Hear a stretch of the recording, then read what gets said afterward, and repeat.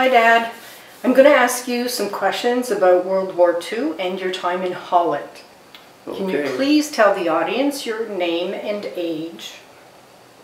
My name is Charles McGregor Smith, 96 years of age.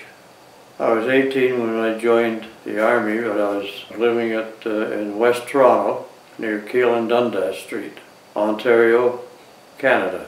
Okay, so now where did you serve before you had to go to Holland? For 2 years in Italy. And then you were in Belgium? So I went up to Belgium and stopped at the Belgium-Holland border.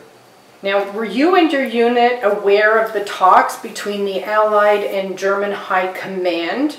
Now, at that meeting, it was agreed to distribute food for the Dutch civilians in the West. What did you think of those meetings? Well, we thought it was a terrific idea. When he came down with all the white flags, asked us to put it on the side of our truck on the mirror.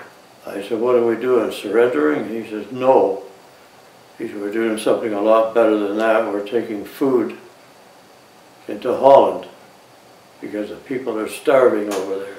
And that was something that was very important to you.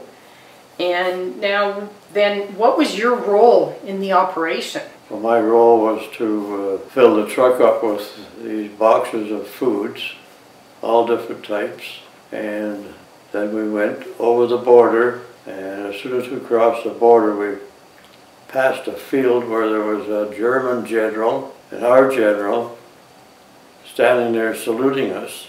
And we went on to about 2 miles, and the first truckload we took the food off and packed it on the side of the road.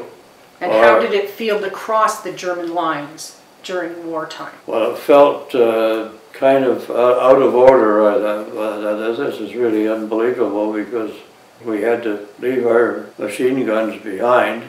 We went on to a small town called Utrecht.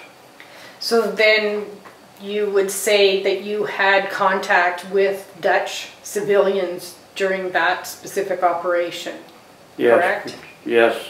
They were pretty close to the side of the streets and waving at us, trying to touch us, and we just kept on going. We had to keep going. We were told not to touch the civilians, but to keep going and do our jobs and take the food into the square in Utrecht. So I think I've heard you mention about children being a bit nervous but approaching you. What did you do in that case? Well, we smiled at the children and put our hands out the window and touched their hands. Most of them were crying, and now you got me crying again, talking about it again.